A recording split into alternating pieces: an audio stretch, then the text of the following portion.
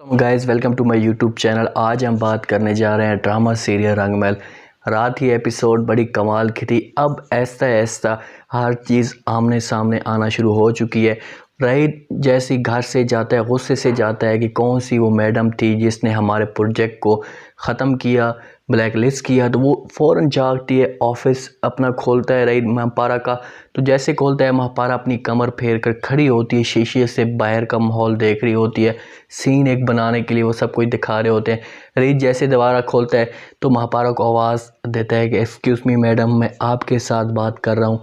आपने हमारे प्रोजेक्ट को क्यों ख़त्म किया, आपने हमारी कंपनी को क्यों ब्लैक लिस्ट किया।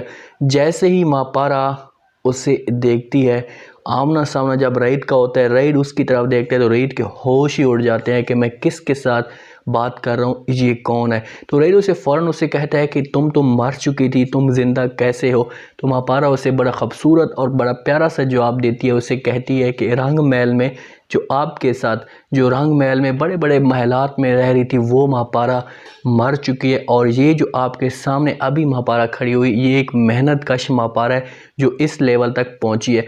तो रईद को इस बात का बड़ा दुख होता है, बड़ी शर्मिंदगी होती है, अपना सर नीचे कर लेता है और यकीन नहीं कर पाता कि ये सब कुछ कैसे होगा। महापारा उसे बहुत सारी खरी खरी बातें सुनाती है और उसे कहती है कि वो सब कुछ ख़त्म हो चुका और इस लेवल पे एक रहमत बाबा की महापारा जिंदा। अब रईद को इतना गुस्सा होता है, इतना गुस्सा होता है, वहाँ से भागता है फ़ौरन।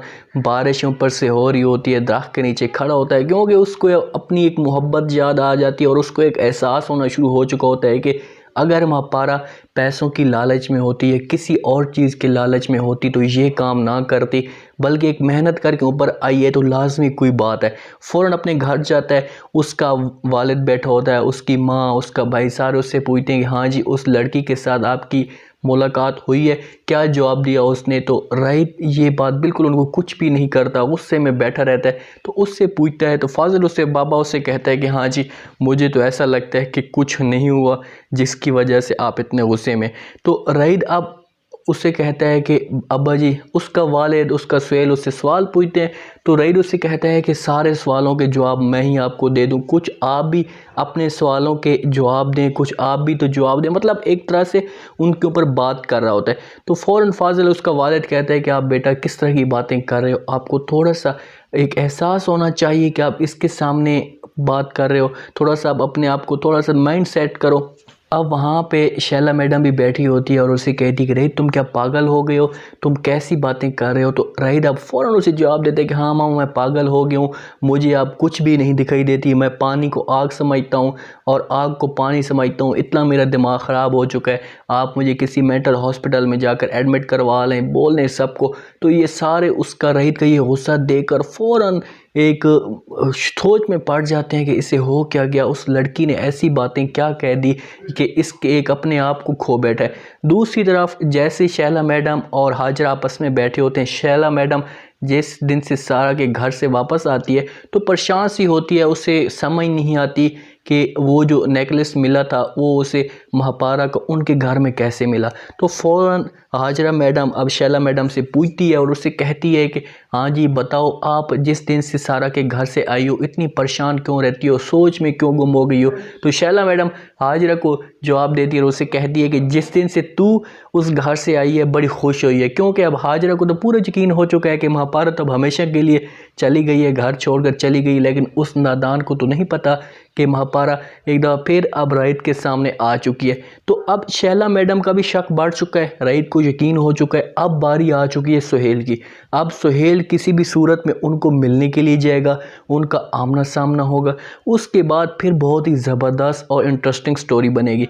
जैसे ही अब सुहेल देखेगा महापारा को इस लेवल पर, रईद अब पूरा एहसास हो चुका है रईद को, रईद अब मुकम्मल तौर पर एक दिमागी अपना तवाज़ुन खो चुका है। उसके सामने हर वक्त महापारा रहती है, महापारा की बातें याद आती हैं और महापारा एक लेवल पर देखकर रईद यकीन नहीं कर पाता कि महापारा वाकई ज़िंदा है। सईद पूरी कोशिश करवाएगा महापारा को जाल में फंसाने के लिए, क्योंकि वो भी गुस्से वाला इंसान है, उसको भी आपको पता है आराम तो नहीं आएगा। पूरी वो कोशिश करेगा किसी भी सूरत में महापारा से जो अपनी कंपनी है उसको ब्लैकलिस्ट से निकलवाएगा, क्योंकि उसकी कंपनी ब्लैकलिस्ट हो गई, सब कुछ उसका ख़त्म हो चुका है, तो वो भी अब अपना बदला लेगा। लेकिन सालार महापारा की सपोर्ट करेगा। अब सुहेल जिस दिन से देखा, सुहेल महापारा को और नज़र से देखेगा, उसका एक और मोहब्बत का जुनून बढ़ जाएगा कि भाई एक तो खूबसूरत पहले तो सादगी में थी, अब एक और रोब और दबदे के साथ है, तो उसका एक और मोहब्बत बढ़ जाएगा। अब सुहेल को हो सकता है कि महापारा अपने जाल से इस्तेमाल करवाए इसके। तो उम्मीद है आज का ये रिव्यू, आज का ये प्रोमो आप लोगों को पसंद है। आपने कमेंट सेक्शन में बताना लाजमी है कि आपको क्या लगता है कि अब किसकी बारी है, किसका आमना सामना होगा। अपना ख़ास ख्याल करें, दुआ में याद रखें। मुझे दीजिए इजाज़त। अल्लाह हाफ़िज़।